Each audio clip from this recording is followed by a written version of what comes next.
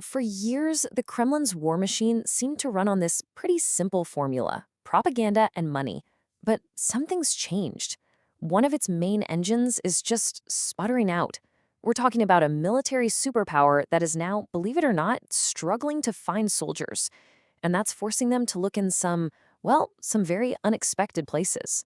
So, what gives, right? What actually broke this recruitment machine that for a long time seemed almost unstoppable? The answer, and this is what's really fascinating, isn't just about what's happening on the battlefield. It's about a massive shift happening inside Russia. Okay, in this slide right here, this really gets to the heart of it. On one side, you've got the old sales pitch. Hey, earn a ton of money, be a hero for your country. Classic stuff. But then look at the other side. That's the new reality. This is the stuff that's spreading like wildfire on Telegram and social media. That heroic story is crashing head-on with the raw, brutal, uncensored truth of the war.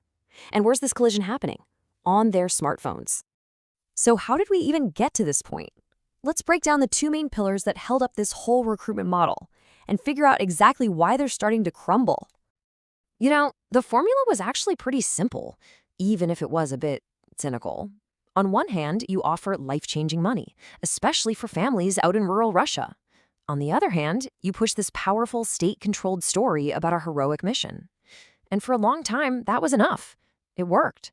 But now, both of those pillars are just cracking under the sheer weight of reality.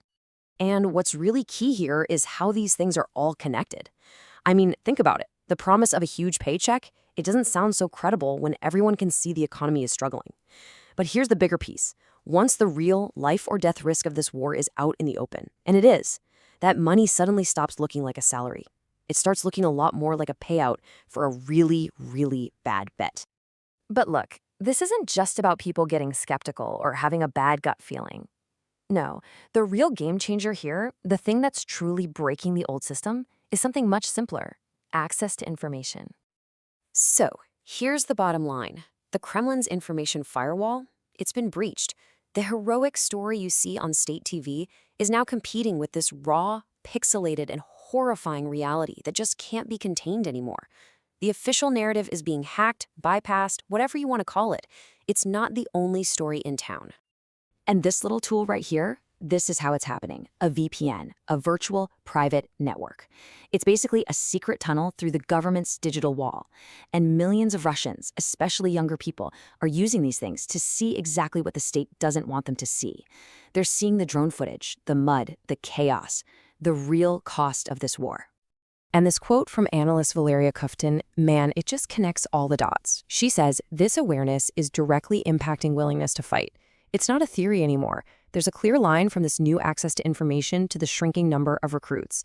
That oblivious volunteer, the perfect target for the old recruitment pitch, is basically becoming an endangered species.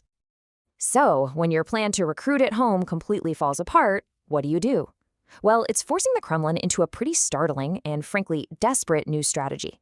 If you can't get your own people to fight, you gotta start looking for soldiers somewhere else. And this leads to a pretty shocking, but when you think about it, logical next step.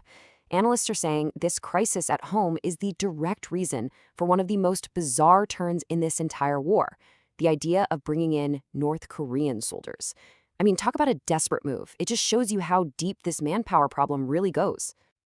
A move like this tells you so much. First, it shows the Kremlin is absolutely terrified of another mass mobilization at home. They can't risk the political backlash. Second, it's basically a public admission that their main recruitment system has failed. And finally, it shows they still have this mindset that war is just a problem money can solve, even if you're throwing that money at a foreign regime. Okay, so this weakness on the home front, it actually creates a kind of strategic opening. And some analysts are now arguing that this is a whole new kind of battlefield, one that Europe could and maybe should start fighting on. Yeah, there's this analyst, Sviatoslav Hnizdovskyi, from the Open Minds think tank. And he's making the case that this isn't just Russia's problem, it's a strategic vulnerability that Europe can actually exploit. His point is, if the Kremlin's grip on the story is already slipping, why not, help it slip a little faster? So the strategy they're proposing isn't about just sitting back and watching. It's a call for a really proactive information campaign. Step 1, acknowledge that the propaganda machine is already getting weaker. Step 2, launch targeted campaigns to talk directly to Russian citizens. The whole idea is to completely bypass their state media and just lay it out for them, the real costs, the alternatives, the truth about the war. It's basically a call to start fighting this information war way more aggressively. And look, this isn't just some think tank theory. This message, this plan, has been delivered to key governments right on Russia's border. We're talking Finland, Estonia, Latvia. The strategy is officially on the table. The big question now is, will they actually do it? Will Europe really commit to this new kind of warfare? And this really sums up the new reality of this conflict, doesn't it? A war of attrition today isn't just about counting shells and tanks. It's about political will. It's about human capital. The front line isn't just in the muddy fields of the Donbas anymore. It's on the glowing screen of every single smartphone in Moscow, in St. Petersburg, all across the country. And that leaves us with a pretty wild thought to end on. You have this silent, digital refusal of an entire population, all made possible by technology. And it's forcing a superpower to scramble for desperate solutions. So it really makes you wonder, right? In this new kind of modern warfare, where morale and manpower are everything, could a VPN actually be more powerful than a tank?